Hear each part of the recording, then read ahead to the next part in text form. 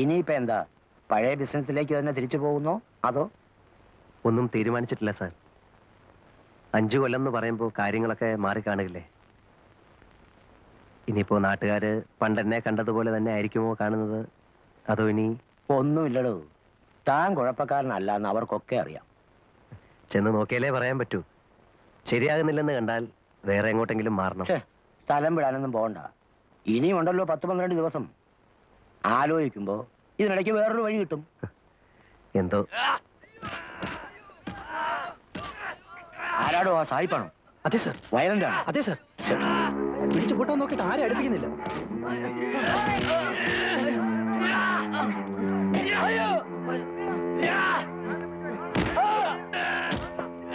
ഒതുക്കണം, നോക്കി നിൽക്കാതെ.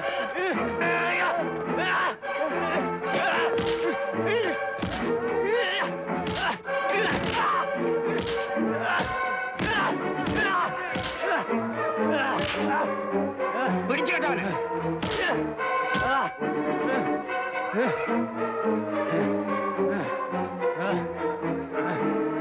ഒറ്റമുറി കൊണ്ട് വയ്ക്കേ. ഇയാളെ ഹോസ്പിറ്റലിൽ കൊണ്ടുപോ.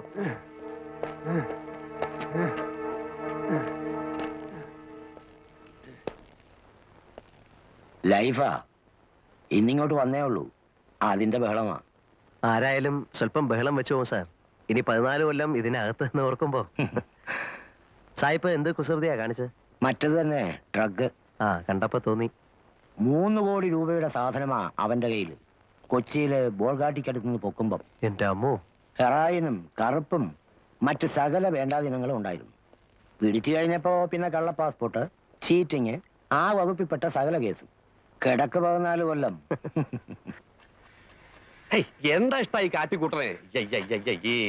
കണ്ണി കണ്ടൊക്കെ അടിച്ചിട്ടേ ഇരുന്ന് തൂങ്ങിയാണ്ടല്ലോ ചോറിൽ കല്ല് കാണും. ഞാൻ പറഞ്ഞു കൊടുക്കും സായിപ്പ അരിച്ചെന്ന്.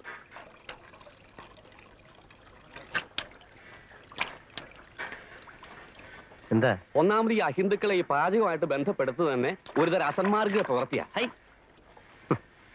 എന്ന് തുറന്നു വിട്ടു. ഇന്നലെ അതല്ലേ കഷ്ടം. അതിലിപ്പോ എന്താ ഇത്ര കഷ്ടം? 5 ദിവസം പിടിച്ച് കെട്ടിടുക. കുറെ നാളത്തെ അങ്ങ് ഇട്ടൂടെ. എന്തിനാ 5 ദിവസം ആക്കണേ? പിന്നെ എത്ര 5 ആഴ്ചയാക്കണം? 5 മാസാക്കിയ എന്താ മുഷിയോ? അല്ലെങ്കിൽ ഇപ്പൊ എന്തിനാ ഈ മാസക്കണക്ക്? 1 കൊല്ലത്തേക്ക് അങ്ങോട്ട് ഇട്ടൂടെ. പിന്നെയും കിടക്കല്ലേ 13 കൊല്ലം. എന്റെ ഗുരുവായൂരപ്പാ, ഈ അസുരന്മാരെ ഇടന്ന് എത്രയും വേഗം എന്നെ രക്ഷപ്പെടുത്തി തരണേ. അല്ലേ? അപ്പോ തിരുമേനിയുടെ കാര്യോ? അസുരനല്ലെങ്കിൽ പിന്നെ ആരാ? ദേവനാ? അത് ഇതുപോലെയാ. പിന്നല്ലാതെ ഇതും മോഷണം അതും മോഷണം. അങ്ങനെ പറഞ്ഞാ എങ്ങനെ ശരിയാവണേ? എന്താ ശരിയായാലേ? മയക്കുപൊടി മോഷിച്ചോണ്ട് പോണ പോലെയാണോ ഭഗവാന്റെ വിഗ്രഹം മോഷിച്ചോണ്ട് പോണത്? രണ്ടും ഒരുപോലെയാണോ പറയണേ? മയക്കുപൊടിയും ഭഗവാനും. എന്റെ കൃഷ്ണ, കള്ളന്റെ കസ്റ്റഡിയിൽ ഇരിക്കുമ്പോ രണ്ടും ഒരുപോലെ അല്ലേ? അത് താൻ പറഞ്ഞ് ശരിയാന്ന് തോന്നണേ. Hello. What are you saying? ഏയ്, നത്തിങ്. പറഞ്ഞു കൊടുക്കട്ടാ. എന്നിട്ട് വേണം ഇനി അയാൾക്ക് എന്നോടൊരു ശത്രുതയാവാൻ. വേണ്ട ഇവിടെ ഇപ്പൊ തന്റെ ഒരു പരിഭാഷ. What is he? തിരുമേനി, he steals gods. What? Deities, idols of temples. Oh yeah, I know.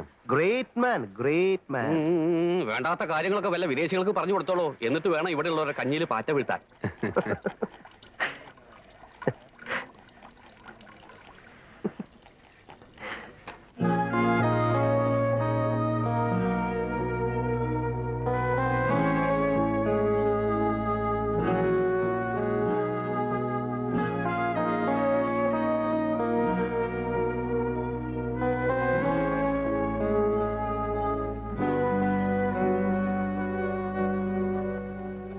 Man, when are you going?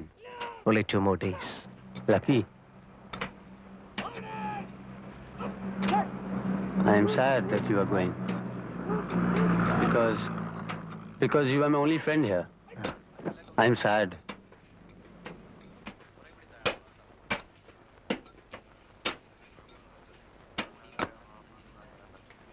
I want to go out. I want to fly off. Take me with you. I mean, you know my problem. Yeah, I understand.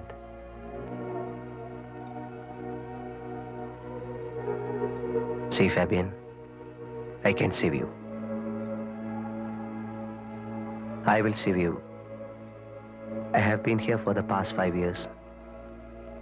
I know every nook and corner of this place. And then I'm in their good books. Yeah, I know. If you give me money, I'll help you to go out. Can you? Really? Yeah, I can. Okay. I'll give you money. Sure? Sure. How much? 1 lakh rupees. 2, No, 3, go up. 4, 5 lakhs. Agreed. I take you out for 5 lakhs. When? Not this time.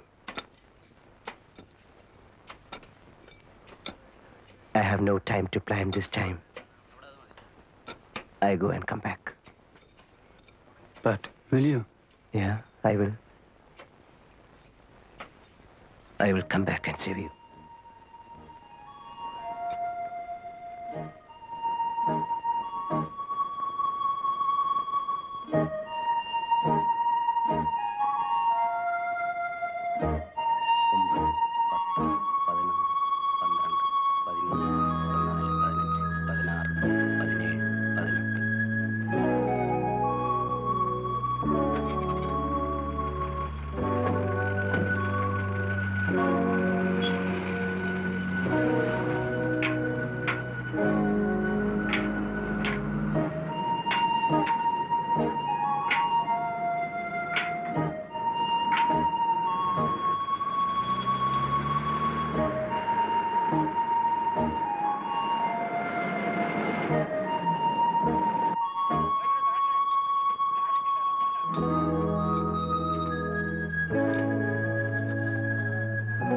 വെട്ടണടാ, നല്ല ഉശിരായിട്ട് വെട്ടണ്. എന്താണ് അവിടെ നോക്കിക്കുന്നത്? വൈകുന്നേരം ആകുമ്പോഴത്തേക്ക് 1 രൂപ 20 പൈസ അങ്ങോട്ട് വാങ്ങിക്കേണ്ടതാ. ആ excuse me, ആ അപ്പോ ഇവർക്ക് 1 രൂപ 20 പൈസയാണ് ഒരു ദിവസത്തെ വേതനം? എന്നൊന്നുമില്ല. അതായത് 1 രൂപ മൂലം മേപ്പോട്ടുണ്ട്. എത്ര വരെ? 1.20, 1.30. കിച്ചണ് ജോലി ചെയ്യുന്നവർക്കല്ല 1.30. അങ്ങനെ 2 രൂപ വരെ ഉണ്ട്. ആ മാനുഫാക്ചറിംഗ് പണിയുന്നവന്മാർക്ക് 2 രൂപ.